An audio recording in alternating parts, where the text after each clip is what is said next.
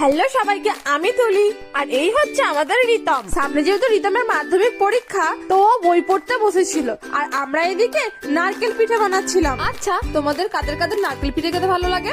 আমি আর তুলি বানিয়েছি দুজনে মিলে, আর এরা শুধু খাচ্ছে। শুয়ে শুয়ে বসে বসে হুশ। আজ কিন্তু নবদের বাড়িতেও নারকেল পিঠে বানানো হয়েছিল, তাইও আমাদের টেস্ট করবে বলে 4টে পিঠে নিয়ে এসেছিল। সত্যি কথা বলতে নারকেল পিঠে অতটাও আমার পছন্দের পিঠে নয়, কিন্তু মামি যেভাবে বানায় আমার তো খেতে বেশ ভালোই লাগে। এখানে প্রথমে রিয়া নবদের বাড়ির পিঠেটা খেয়ে রিভিউ দিচ্ছিল, তারপর আমিও একটা গালে তুলে নিলাম। সত্যি কথা বলতে আমার আগের পিঠেটা বেশি টেস্টি লেগেছিল, আর এই কথাটা নবকে যেই না বললাম, নব তো একদম রেগে বোম।